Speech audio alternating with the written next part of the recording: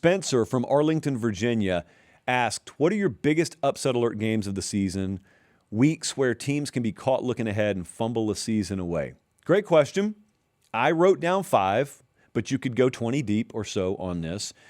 I'm going to start with week 3, and I'm going to start with USC at Rutgers. This is the first East Coast trip for Lincoln Riley and USC in a season where they have to make 3 of them. So they travel thrice to the East Coast. This is the first one.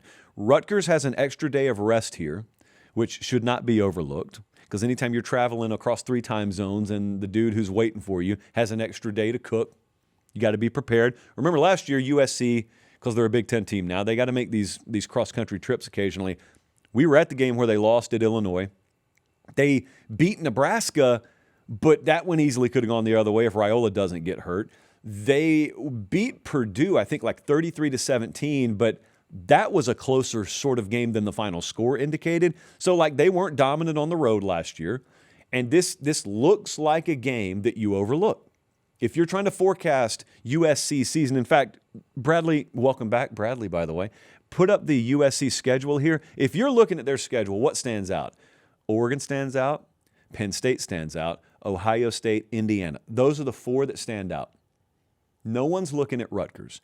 This is not an easy task because of the travel piece, but also they're at Rutgers right before they play Oregon, Washington, Penn State back to back to back.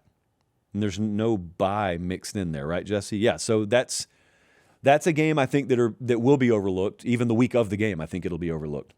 Next up, talked about this game the other night. We talked about this one Sunday night. It's off the radar in the SEC, but I think Mississippi State at LSU in Week 7 bears close watching. It's a schedule dynamic thing for me. So this is LSU's 7th straight game to start the year. Mississippi State's off a bye. And Mississippi State is a team that's coming off a down year. But when you look back at the results last year, they led Texas big and lost by 1 possession. They lost by 1 possession to Tennessee. They lost by 1 possession to Florida. So they're losses. Losses are losses. But if you just picture that team, you're like, man, they were sub 500, just a bunch of blowouts last year. It really wasn't that. It really wasn't that. This is not one of the 4 or 5 games that someone would circle on LSU's schedule. And so because of those dynamics, and because you could have a really, really dynamic, tough out at quarterback to deal with here at Mississippi State, that's one I'd look at. I'd look at Week 8 in the Big 12. I think Brigham Young is a team I'm really high on. I'm going to talk about him in the show later. I'm really high on Brigham Young. Everybody's focused on that game they play against Notre Dame on October 17th. And then a couple of weeks later, they got Arizona State in there. And then they go to Utah. And that's kind of looked at as, well, that's their season. Yeah, but they've got another conference game in between those. And it's at UCF on October 24th. So here's the deal. UCF's off a bye. Brigham Young is making a 3,600-mile round trip to Orlando to play a rested team after they just played Notre Dame. And they got Arizona State and Utah coming up the next 2 weeks. And does anyone recall, and I know you all do, the last time Scott Frost entered year 2 at UCF? What happened? I'll tell you what happened. Well, actually, I would tell you they went 13-0 and won the Peach Bowl. Some people would go as far as to tell you they won the national championship, and there are certain stadium banners that indicate they won a national championship. All we know for sure, all we can prove, is they went undefeated that season. It happened before, Jesse. Could it happen again?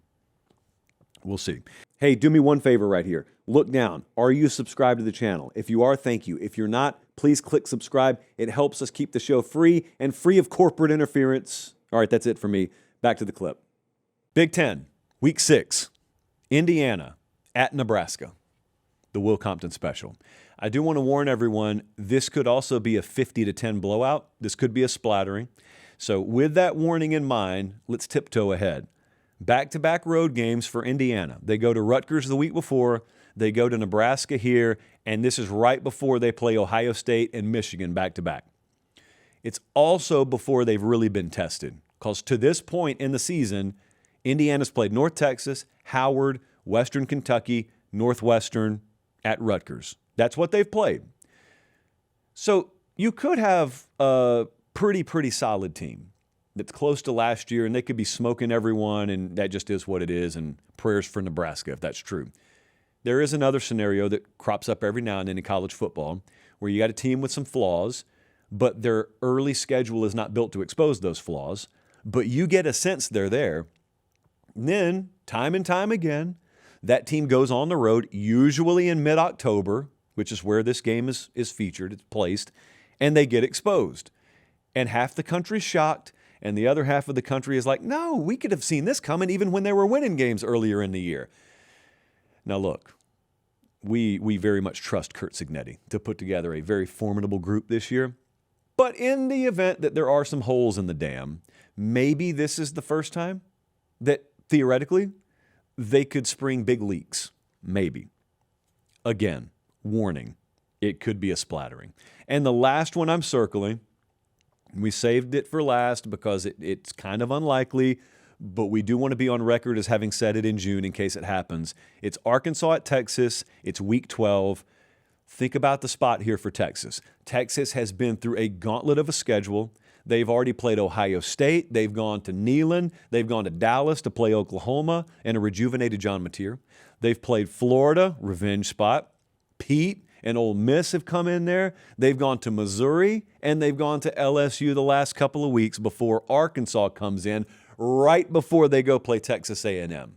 Now, you may think I just listed Texas's toughest games over the next 5 years. Actually, I just listed their schedule for this upcoming fall. Think about where the mind is at. The Texas mind, they could be a 2-loss team at this point, knowing they got to make sure we just don't get hurt against Arkansas. Make sure we take care of business against Arkansas. And then we're going to College Station on short rest, by the way. That game at A&M to end the season is going to be their third road game in 4 weeks, and it's on a Friday. Just think about where the mind is at. And then think about Arkansas. They probably haven't had a good year. They're probably not a bowl team. And they create this as their bowl game. This is their Super Bowl. And then they get to end the season against LSU. Just a fun time to be a Razorback fan. Great welcome to the SEC. Arkansas is going to be searching for something. Maybe they don't find it. Maybe it's a door slammed in their face here. I just wouldn't look past that.